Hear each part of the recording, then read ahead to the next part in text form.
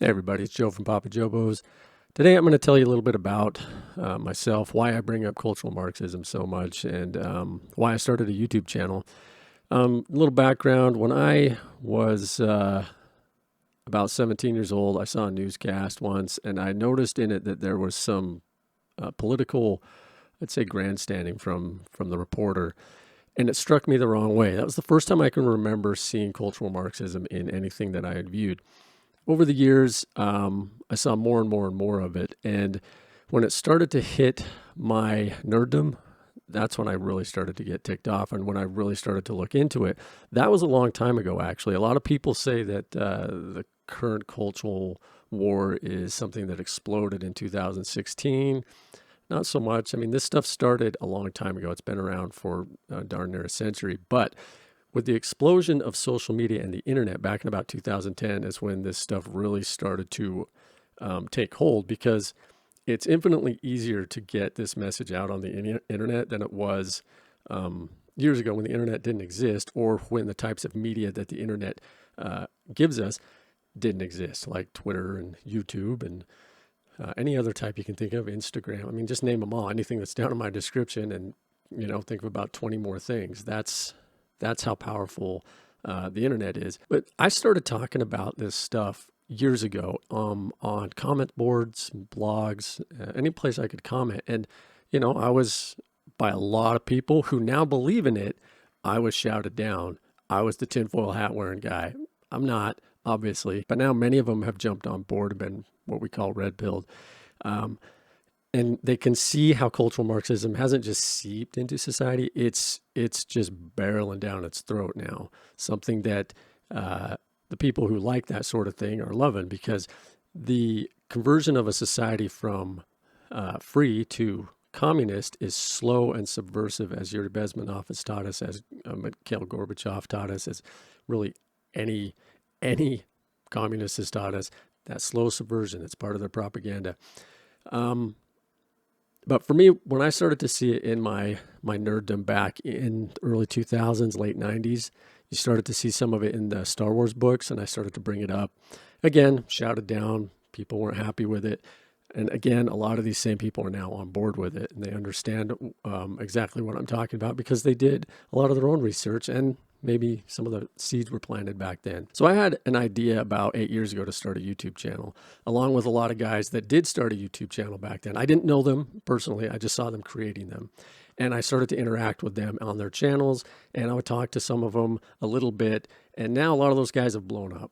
And back then, I wasn't in a position to do what I'm doing now. And that's a story for another day. But I'd watch a lot of these sites that I like, say like NERDOM or The Critical Drink, or people like that who really believe in the same things I do, but also not all the same things, because that would just be an echo chamber. But they also have a way of looking at the world that is very critical thinking. I like that. And they're able to see through a lot of the BS that I've been seeing for years, for decades. And so I would go to their sites and I would just enjoy what they had to do. But then it got to a point where I was interacting with them, and because they got big, couldn't interact as much. And that's fine. That's totally cool with me.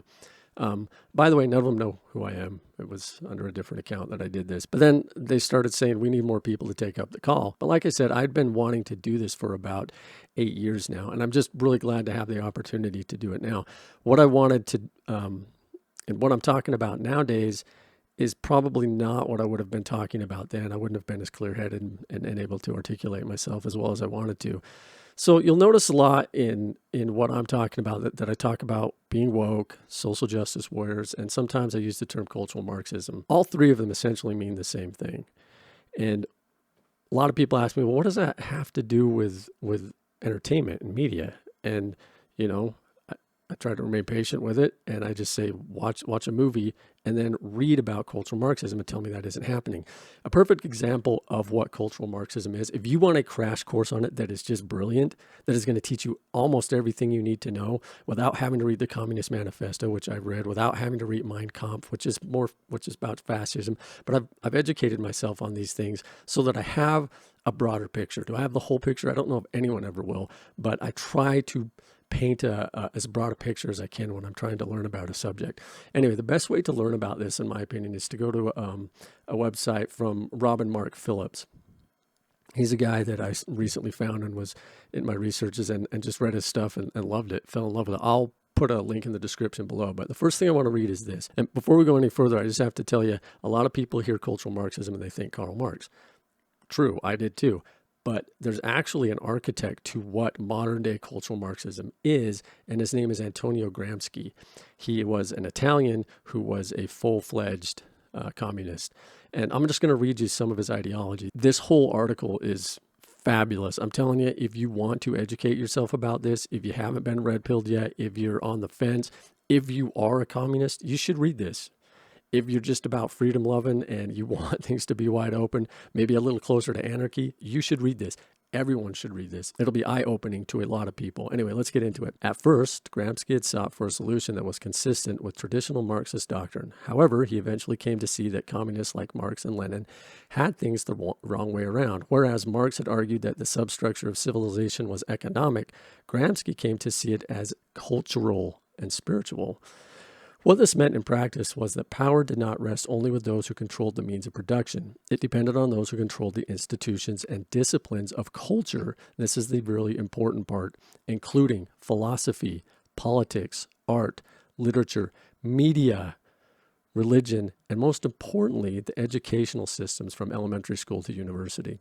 Only by concentrating on these domains could the heart and minds of the proletariats, which just means the working class, be reached and a classless society achieved. Gramsci saw that this would involve an attack on the very root of Western civilization, Christianity itself. I'm not a huge religious guy. In fact, I don't believe in organized religion, but there's some principles there that I believe in. This wasn't just because Christianity was inexplicably connected with the principles of the free market, though that was part of the picture. More crucially, Christianity attached importance to transcendent truths and values in direct opposition to Marxist insistence that everything valuable in life can be attained by tinkering with man's external environment. But the key to that is right there in the middle when they say, you know, it depends on those who control the institutions and disciplines of culture, including philosophy, politics, art, literature, media, religion, and most importantly, the educational systems. So why do I bring it up all the time? Well, because it's right there in front of us. And the only other part I'm going to read from this brilliant article is this. In his book, The Retreat of Reason, journalist Anthony Brown gives a concise definition of political correctness. Political correctness, he wrote, is an ideology that classifies certain groups of people as victims in need of protection from criticism and which makes believers feel that no dissent should be tolerated. That's important. No dissent should be tolerated, because that's what we're seeing every day on Twitter. Brown rightfully identifies political correctness as a species of cultural Marxism, which it is. Instead of merely transferring wealth from the bourgeois to the working class, it has become politically correct for government to transfer power from the powerful to the powerless, or to groups perceived to be victims. Brown's analysis was echoed by Jonah Goldberg in his landmark study, Liberal Fascism.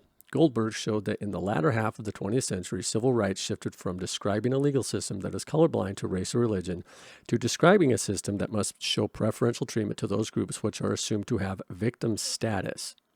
The result has been identity politics and a new tribalism, whereby people define themselves by their group and then compete with those in other communities, which is clearly happening.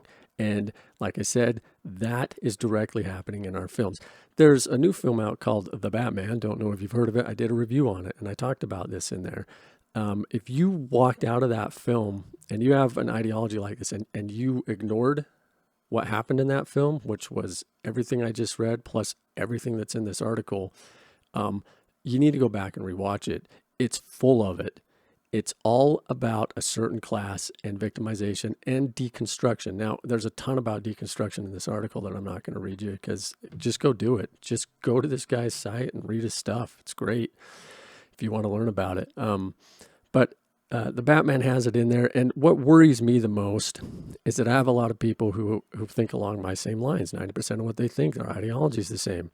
We just want to see a movie and a show with no politics in it. I don't want right-wing politics in my movies unless you're doing a movie about politics, obviously. Other than that, I don't need it in there. I don't want it in there. And I certainly don't want it in my fantasy. It has no place in fantasy whatsoever. But what bothers me is to see so many people that I respect And I still will respect them after this. They get their own opinion, but watching The Batman and actually calling it good. There's been no bigger example of cultural Marxism in media than what we saw in The Batman. Again, I break this down in my Batman review. Feel free to watch it. And so that's why I bring this stuff up so much, because it's inundating everything. Star Wars, Star Trek. I mean, Star Trek just put Stacey Abrams in it. Do you get more overt than that? The only thing more overt to me was the white privilege line in The Batman.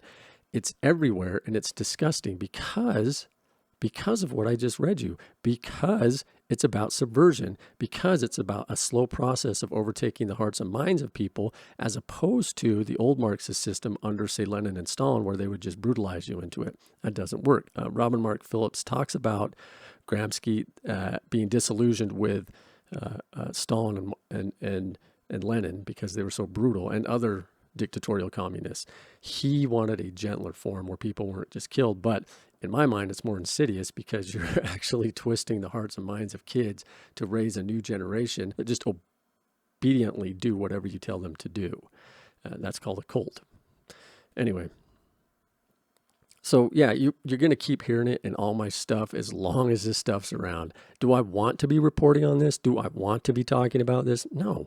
I'd rather just get into a regular nerd fight where, hey man, I think Batman's better than Spider-Man. Here's why. That's good stuff. I don't want to be talking about politics and everything. I don't want to go to a movie and feel like I'm somehow a problem in the world because of my beliefs or my skin color. That's disgusting. That is absolute bigotry. I don't like it. I don't need it. And there's a lot of people waking up to it now, which I could not be happier about. But for years, I was told I was wrong by people, like I said, that now are fully on board with it. Look at Ricky Gervais. Look at Russell Brand. Look at Piers Morgan. Look at Tim Pool. Look at all these famous people that are starting to actually go, oh my. Now, they're classic liberals, right? I don't have a problem with them so much anymore. It's far leftists that I am worried about, and so are they. And we're waking up to it. Luckily, we have some platforms now that we can talk to people about this on, and that's what I wanted to use YouTube for.